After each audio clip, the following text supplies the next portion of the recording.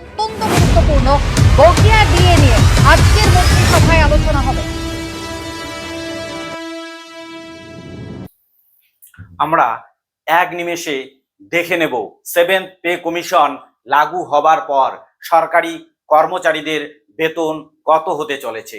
আমরা প্রথম শুরু করছি গ্রুপ ডি দিয়ে। গ্রুপ ডিতে পূর্বতন বেসিক পে ছিল 17,700, আর যদি আমরা ফিটম্যান ফ্যাক্টর 1.93 ধরি তাহলে বেসিক পে দাঁড়াচ্ছে 34,161।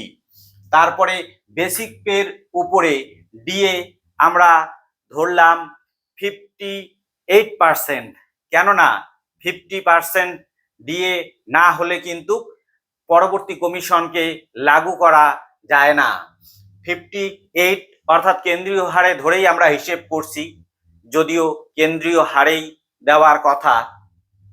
এখানে 58% হলে হবে 10,266 টাকা। এরপরে আসছি এইচআরে হচ্ছে 12%, অর্থাৎ 4,099 টাকা।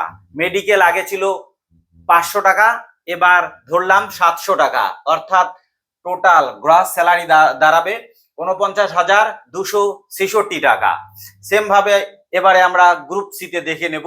পূর্বতন বেসিক পে ছিল 22,700 টাকা, এবারে 1.93 ফিটম্যান ফ্যাক্টরের ভিত্তিতে বেসিক পে দাঁড়াবে 43,811 টাকা। সেম ভাবে ডিএ 58% করলে দাঁড়াবে 13,166 টাকা। এইচআরে দাঁড়াবে 5,257 টাকা, মেডিকেল 700 টাকা, অর্থাৎ টোটাল গ্রস স্যালারি দাঁড়াবে 65,934 টাকা।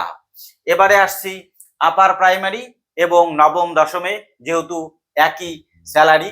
আগের বেসিক পে ছিল 33,400, একে 1.93 দিয়ে গুণ করলে দাঁড়াবে 64,124।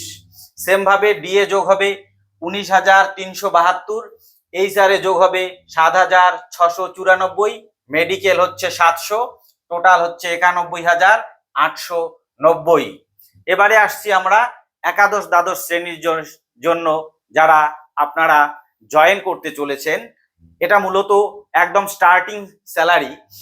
আগে বেসিক পে ছিল 42,600, এর সঙ্গে 1.93 গুণ করলে দাঁড়াবে 82,218।